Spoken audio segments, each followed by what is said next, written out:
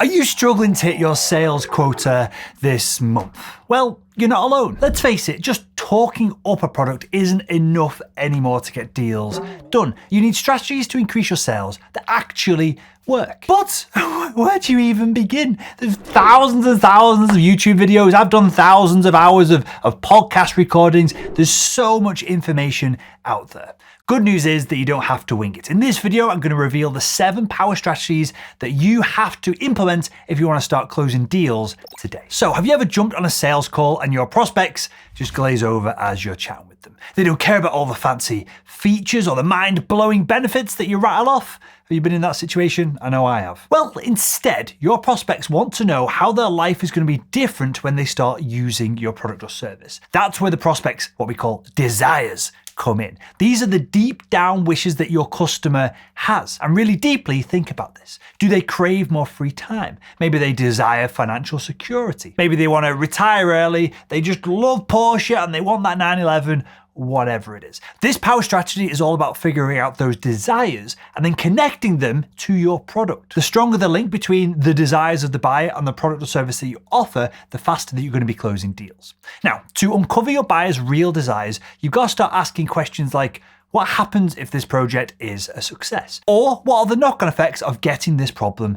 fixed? In fact, imagine your product being a bridge, taking the buyer from their problems straight to their dream future reality. Sure, you can talk about features or benefits along that bridge pathway, but there is more to this bridge from current reality to future reality. We haven't even talked about what happens if the buyer doesn't cross it. So stay tuned, because in step 5, we're going to discuss highlighting the risk of the buyer not changing. And that is one very, very seamless and quick way to close more deals. Now on to the next strategy. So remember how, and this has happened to you, it happens to me all the time, right? You get super hyped up to make a sale, you've crushed it, you're excited. Sales is the greatest career for that 2 or 3 hour period after that moment in time. Then, well, a few days later, you're back to scrolling social media, you're in bad habits, you're in a slump. This is because your motivation undoubtedly is going to fade. Motivation goes up, it goes down, we're not really in control of it. You might even be watching this video right now to try and get pumped up to do some prospecting, deal closing, whatever it is. Well, relying on motivation is, quite frankly, dumb. That's why successful salespeople rely on discipline instead. Think of building discipline like building a muscle for sales success. Chip Eichelberger stressed the power of discipline on a recent Salesman.com podcast. Motivation is great, but motivation comes and goes. What sustains you is the discipline to get stuff done. Don't underestimate the power of one new discipline you put into play. Have you ever been to the gym and then felt like quitting after just doing a few simple reps? Well, that is your motivation waning when things get difficult. Discipline, though, is that voice that pushes you to finish the set. In sales, it means sticking to a routine even when you don't feel like doing it. And this is massive, right? If you can drill this into your brains, you will take your career to the next level. In sales, in anything that's difficult, you've got to take action even when you don't feel like doing it. Your emotions, your motivations, these go up and down, they wane, they twist and turn over the course of a day or even a morning, never mind over the course of your career. The answer to all of this is to implement more discipline into your sales process and sales routine. And the good news is that there are a bunch of ways to make this easier. For example, in the next step, we're going to talk about a magic tool. Genuinely, I show this to sales managers and individual salespeople all the time, and it blows their mind. In the next step, we're going to cover what's called the pipeline coverage generator. And that's essentially going to force you to stay on track, and it's going to force you to be disciplined. Imagine your sales pipeline is a treasure chest, but you're not sure if there's enough gold or deals inside to reach your goals. That's where the pipeline coverage generator becomes absolutely massively important for anyone who does prospecting in a sales role. So if you've ever felt like you're hustling hard, but you're still falling short, this magic formula helps you figure out if you need more leads in your pipeline or if you've got enough leads and you need to double down on closing the deals that are in there. So again, this pipeline coverage generator, it helps you understand, do I need to do more prospecting or do I need to focus on closing the deals that are in there? I'm not going to go into massive detail into how to implement the formula, how to fill out all the numbers, because all that's covered in my book, Selling Made Simple, which you can grab over completely for free over at salesman.com. So grab your copy today, the pipeline coverage generator, all the math and formulas are in here. But working out your pipeline coverage generator might be the best 10 minutes of investment that you ever make into your sales career. The key takeaway from the pipeline coverage generator is that the tools can tell you how much gold or sales value that you need to hit your sales quota. So essentially from a dollar amount, how much your pipeline has to have within it to hit your quota. That number becomes available to you. And it also tells you again, do you need to spend your time finding more leads or closing the leads that are in the pipeline itself? Next up, have you ever tried to force one of your kids to clean their bedroom? Have you ever tried to get your partner to do the dishes when they don't want to do it? Have you ever tried to get a mate to go to that bar or club that they hate even though you love it? Yeah, of course. 9 times out of 10, it's very difficult and it probably backfires. And in sales, it's exactly the same. The best way to influence someone to take a specific action is to help them discover their own pain and then make that solution what you want to get out of it. And you do that rather than telling someone what to do, you do that by asking questions. And there is a simple 3-step process to asking better sales questions. First off, we're going to ask the question and see if the buyer knows the answer. This is useful because if the buyer doesn't know where we're trying to take them, if they don't know the answer to these questions, just the very nature of asking the question itself can create awareness of problems that the buyer didn't know they had. So the buyer comes to you with one problem, you know that there's a bigger problem coming further down the line. All you got to do is ask them a question about that bigger problem and then they will hopefully become aware of it. So that's step 1. Step 2 is to nudge the buyer. So if the buyer still isn't seeing the impact of the issues, you can share a different perspective with them. If they don't accept this alternative perspective that you see and perhaps they don't agree with, you can try nudging them again and again until they do. And I'm going to give you an example of how this works in the context of sales in a second. But the third step of this process is called the recap. So you've gathered a bunch of great points, then you want to recap the information and confirm that the buyer agrees with your summary. You only move forward in this question asking process when the buyer agrees with what you shared with them. So let me give you an example here. This might sound like, okay, what led you to getting this call booked in with us today? And if they say they're not sure, maybe we'll nudge them in the right direction. So we might go, okay, great. Well, what about this X thing that's happening in your space right now? So I've nudged them towards the thing that I want to talk about. So now we're in control of the questions, we're in control of the conversation, we're in control of the sales process. So then I will recap the things that I've nudged them towards. So I'll go, okay, so just so I'm clear, you booked the call because of X, Y, and Z. I nudge them towards these issues and then I recap. Okay, so you booked this call because of this, this, and this. So do you see how I've nudged the conversation to becoming more productive with just a few questions, a nudge, and a recap? This is so powerful. You should use this questioning process in sales, in negotiations internally with your manager, if it's pay rises, whatever you're trying to do, when you're trying to get your kids, your friends, when you're trying to influence anyone. This is absolutely the best way to go about doing it. Andy White mentioned something similar to this on a recent episode of the Salesman podcast. What happens so much with salespeople today is they spot an opportunity, whether it's inbound or outbound, and they know they can help a company. And at the first chance they get, their laptop lid is almost, before it's even up, before they've even joined the Zoom, they're straight away telling the customer about how ugly their baby is. So instead of saying your office is completely chaotic, it's a mess, you might ask questions like, okay, well, what would an ideal work environment look like for you? Maybe the prospect just hasn't even realized how messy and stressful and just a nightmare their office is. So that's how you influence people without them realizing that they are being influenced.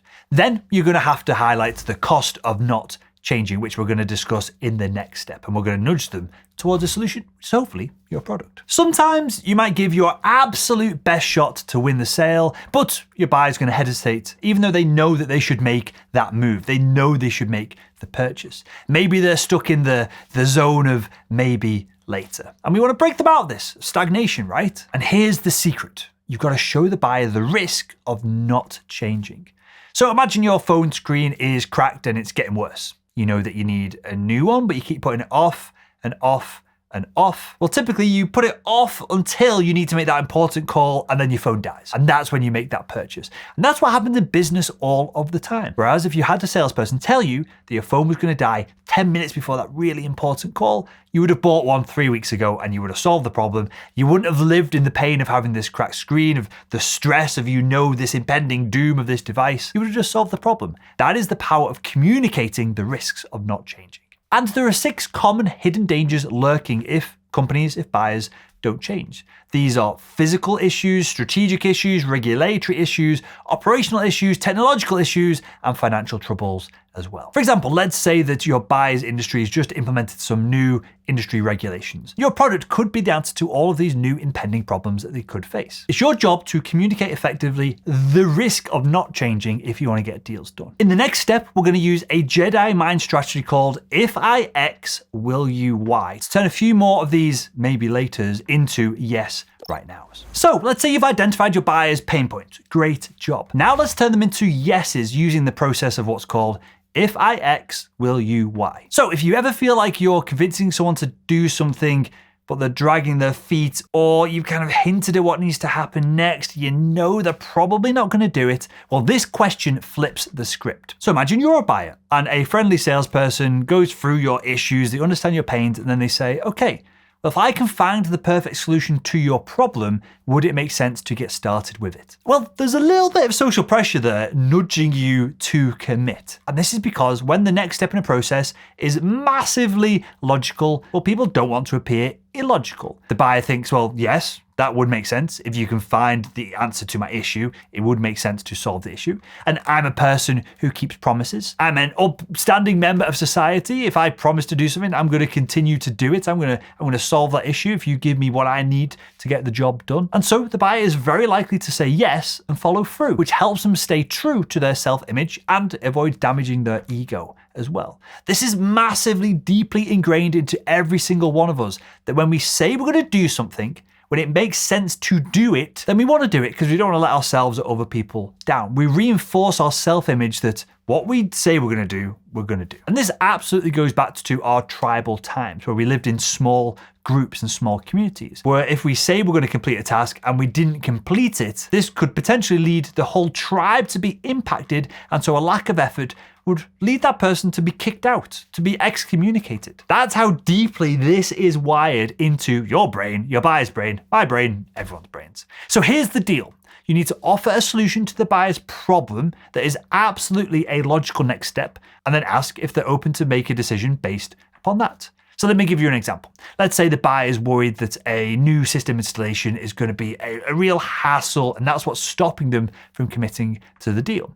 So you might turn around and say, okay, well, if I show you how our system integrates smoothly, would you be willing to get started using it? So do you see how this puts a tiny little bit of pressure on the prospect in a very positive way? They want this problem solving, and so they basically agree to at least consider that if you deliver on your part, they will deliver on theirs. It's pretty cool, right? Which leads us on to the last step in this video. We're going to discuss how to make your product even more tempting by reducing what's called the perceived cost of change. Thus far in the video, we've talked about everything you need to crush your sales goals from a very logical perspective. And that leads to one hurdle, typically in my experience, when closing deals. And that is the fear of change. And obviously fear is not a very logical thing to battle with all of the other strategies that we've talked about thus far.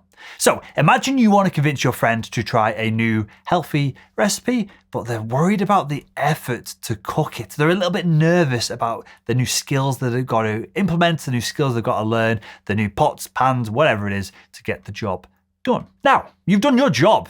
You've made it seem easy, but for them, the hump to get over taking this action is just way too high, and they're never going to get started. And that is why obese people don't start exercising and eating more healthily. That is why, and these statistics blew my mind because I was looking at this from another video's perspective the other day, like half the people in the UK have no savings. It's crazy because the initial hump of understanding that tiny little bit of financial literacy to start investing, to start saving, seems like, from an emotional perspective, just too big of a hurdle for people to get over. And if you've ever avoided a new project because it seems like a big hassle, then you'll understand that that's what your buyers are doing as well. So our final step is to reduce the perceived cost of change, or the fear of getting over that initial hump of effort. In other words, we want to show the buyer how easy it is to get started with your amazing product. So we don't want to bullshit people here.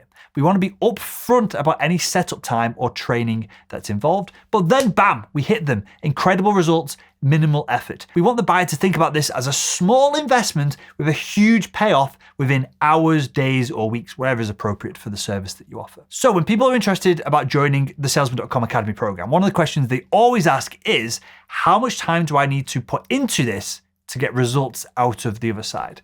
And the reality is, it's very minimal effort, because what we do is we customize the training program for everyone who comes into the program, because we want to deliver the minimum amount of training to have the most impact on their results, especially within day 1 to 7 of them working with us. Day 1 to 7, most people have 2 or 3 big problems solved that allows them to find and close enough deals to pay for the training. So they have a positive ROI on their spend with us over at salesman.com within a week or 2, rather than the 6 to 12 months that most coaching programs kind of frame things up as. And there's 2 reasons why everything's set up this way. 1, if we can get people value very quickly, they're excited and they dive into the rest of the training program, and the value they get just compounds and scales over time. But the second element of this, we've designed the program to give all this impactful value right up front, so that when I communicate with people on these calls, on the sales calls, which you can book yourself over at salesman.com. This isn't an advert, but I've kind of gone down that route now. If you want to work with us, if you want to find and close my deals the next 30 days, head over to salesman.com, book a call with me personally, and we'll see if we're a good fit to work together. But the other reason that we've created the program with all this value up front is so that I can communicate, hey, you're going to put in this little bit of effort and you can get these results, again, within days, a week tops. And so that gets people to jump over this hurdle of paying for sales training, which most sellers have never done in their careers. And it gets our customers in the door. Most people want to get signed up on that initial call itself. And that's how I eliminated the perceived cost of getting started. So there we go. If you found value in these strategies, why not click the video that's on the screen right now and continue making selling simple.